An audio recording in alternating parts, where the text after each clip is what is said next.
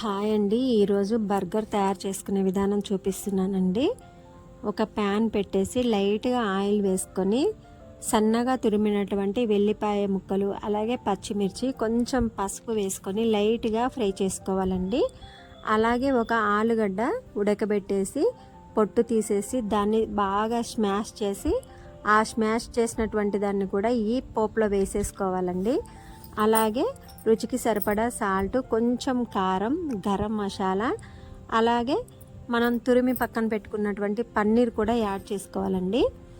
అయితే ఆ కన్సిస్టెన్సీ ముద్దలాగా రావాలండి. అదే మనం చపాతీకి చేస్తాం కదండి ముద్ద, అలా రావాలండి.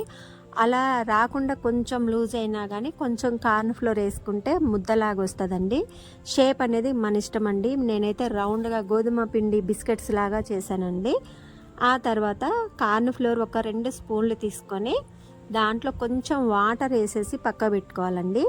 అలాగే ఒక కప్పుడు అటుకులు కూడా తీసుకొని మిక్సీ పెట్టి పక్కన పెట్టుకోవాలండి.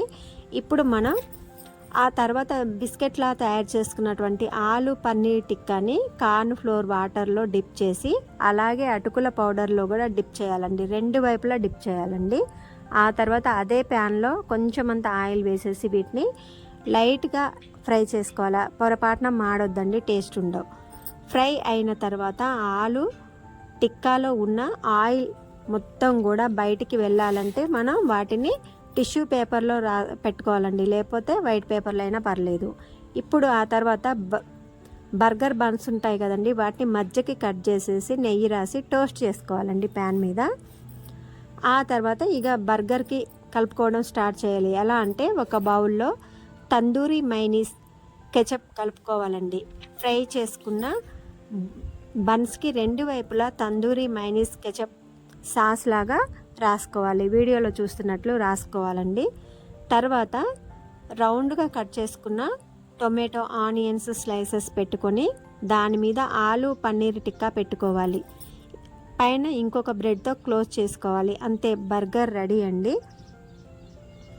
మీరు మైనీస్ కెచప్ కలుపుకున్న తర్వాత దాని మీద ఆలు పన్నీర్ టిక్కా పెట్టుకొని పైన ఉల్లిగడ్డ అలాగే టమాటా రౌండ్స్గా కట్ చేసుకున్న రౌండ్స్ పెట్టేసుకొని మళ్ళీ పైన ఇంకొక బన్ పెట్టుకోవడమేనండి, అంతే.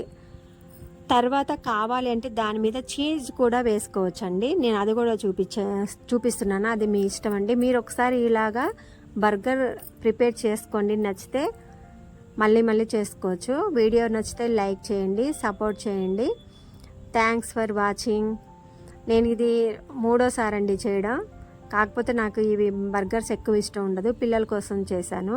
మీరు ఒకసారి ఇలా ట్రై చేయండి. వీడియో నచ్చితే లైక్ చేయండి, సపోర్ట్ చేయండి. మా ఛానల్ సబ్స్క్రైబ్ చేసుకోండి. Thanks for watching.